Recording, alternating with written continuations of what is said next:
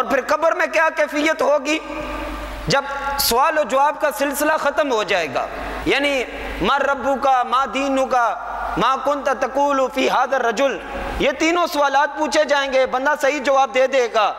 کہ ربی اللہ، دینی الاسلام، محمد صلی اللہ علیہ وسلم، یہ تو وہی ہیں جن پر میں صبح و شام درود پڑھا کرتا تھا۔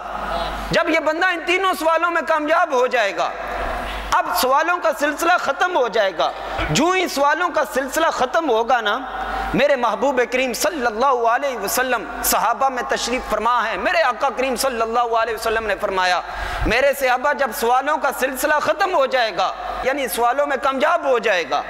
کامیابی کے بعد یأتیہ رجل، اس کو ایک صورت دکھائی جائے گی، اس کے سامنے ایک بندہ آ جائے گا، وہ بندہ حسن الوجہ حسن الثیاب، انتہائی خوبصورت اس نے کپڑے پہنے ہوں گے، خوبصورت بھی ہوگا، خوبصورت کپڑے بھی پہنے ہوں گے، طیب الریح،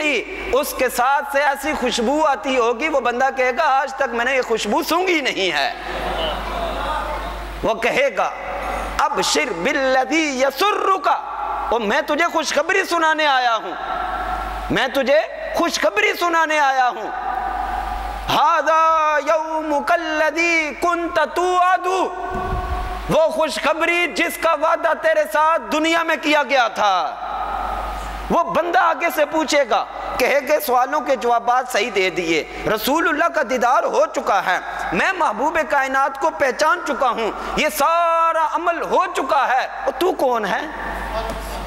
نے توجہ کی تھی؟ وہ بندہ کہے گا تو کون آئے ہیں، کدھروں آئے ہیں، کس طرح آ گئے تھے؟ ایک قبرنیاں دیواراں مٹی ڈال کے لوگ اپنے اپنے پرا بھیڑاں اپنے اپنے چلے گئے نے، ماں پیو بھی چلے گئے نے، سارے عزیز و اقربا گھر چلے گئے نے، تو کدھروں آ گئے ہیں اتنا خوبصورت؟ حسن الوجہ حسن الثیاب طیب الریح، وہ اتنا خوبصورت کہاں سے آیا ہے تو؟ وہ بار بار پوچھے گا، جب بار بار اصرار کرے گا نا، اب توجہ رکھیں مدینہ کی طرف، توجہ رکھیں حدیث پاک کی طرف، کہ جب رسول اللہ یہ حدیث بیان کر رہے تھے نا، تو صحابہ یوں کر کے سن رہے تھے کہ پتہ نہیں کون سا شخص ہے، کس کا تعارف کروانے لگے ہیں رسول اللہ، رسول اللہ کس کا تعارف کروانے لگے ہیں۔ صحابہ انتہائی تعجب بری نگاہ میں دیکھ رہے تھے۔ میرے محبوب کریم صلی اللہ علیہ وسلم نے فرمایا، جب وہ بار بار پوچھے گا تو کون ہے تو کون ہے، تو آگے سے وہ بندہ کہے گا انا عملک الصالح، میں تیرے نیک عمل ہوں، میں تیرے نیک عمل ہوں، میں وہ ہوں کہ جو دنیا میں جو تو نیکی کیا کرتا تھا، جو دنیا میں تو قرآن پڑھا کرتا تھا، جو دنیا میں حدیث پاک سیکھا کرتا تھا، جو دنیا میں عمل کر کے رسول اللہ کی سنتوں پہ عمل کیا کرتا تھا، جو دنیا میں صبح و شام قیام و قعود کیا کرتا تھا، جو دنیا میں صبح و شام اللہ کے حضور سر تسلیم خم سجدے میں رکھ دیا کرتا تھا، جو دنیا کے اندر نیکیوں کا انبار لگاتے ہوئے میرے محبوب علیہ السلام کی سنتوں پر عمل کرتے ہوئے تو نے زندگی گزاری، حج تو نے کیا، زکوٰۃ تو نے دی، نیکیوں کے انبار تو نے لگا دیے، آج میری صورت میں اللہ نے تجھے اجر عطا فرما دیا ہے۔